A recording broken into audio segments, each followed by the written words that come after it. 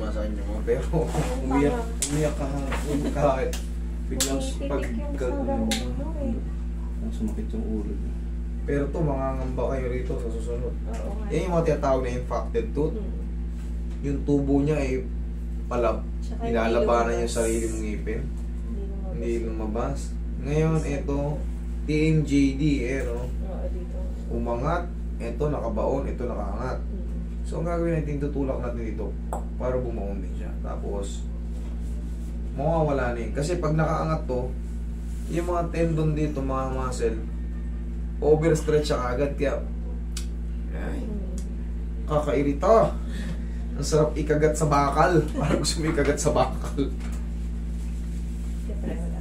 Ibang wala. Ito, lumalabas pala siya. Kailangan niya. Ito yun, sa x-ray ito yun. Oo, yan. Yan. So, yung condyle na tinatawag, nakaganyan siya ngayon. Naka-unbalance. Dapat yan, muitiin yan doon. Pag namali ako ng waya, Lumilis. parang nagkaganon eh.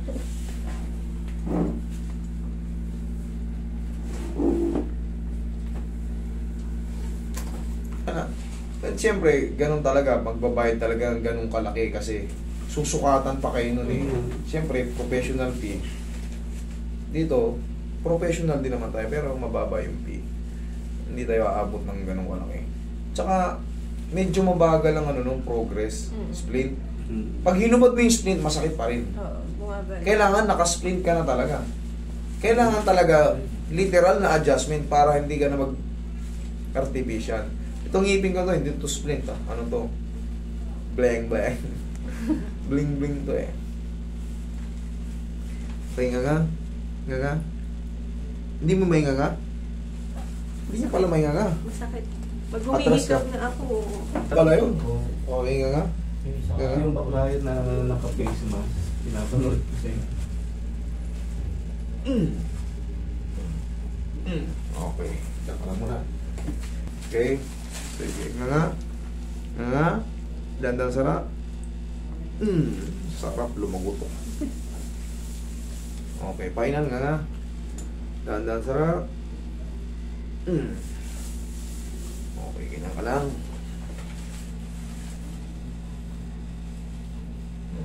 Yan. Diyan ka lang muna.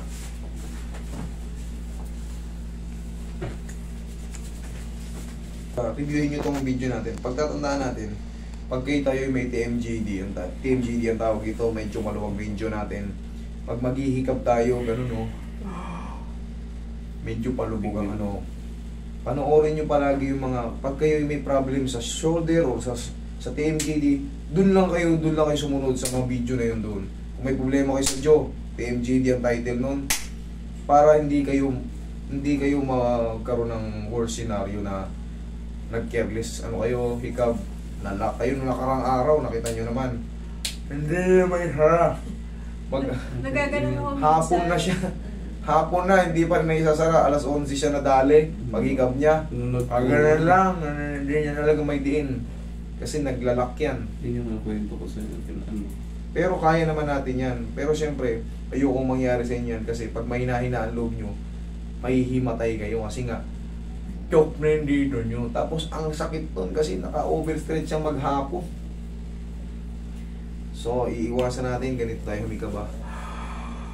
Kahit gaano kalaki yan, basta ilubog nyo ng konti yung chin nyo. Kahit binati nyo yan. Okay? Tumutulog ito. Walang problema sa liging. Kita mo, laki na.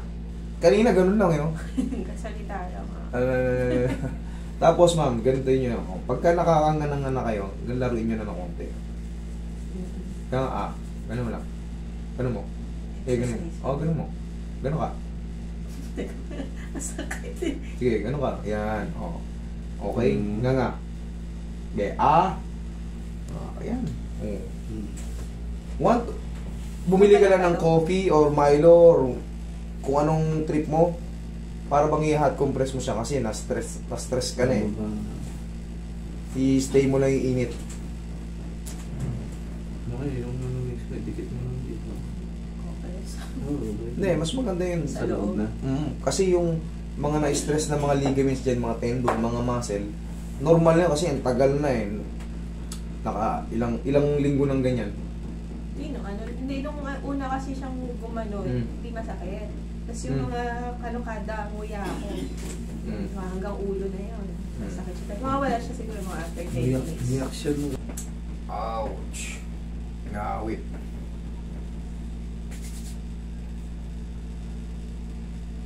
Okay nga. Laki. Sarap. Babalik pa ba tayo? Hayaan mo lang, walang problema yung mga sounds, may mga maliliit na sounds. Normal lang yun. Normal lang yun. Ang mahalaga walang pain. Ang mahalaga hindi naglalak. Hayaan lang natin pumapalag-palag. Siyempre, pag lumuwag na, kita mo naman may clearance na. Iiwasan lang natin palagi. Tatandaan nyo, ulit-ulitin ko kasi iba-iba yung nakakanood sa akin. Ito, paghihikab, ganun ka. Yan, di ba malaki? Nawa-wide mo. Pwede naman basta talaga Paloob. paloob. Okay? Marami.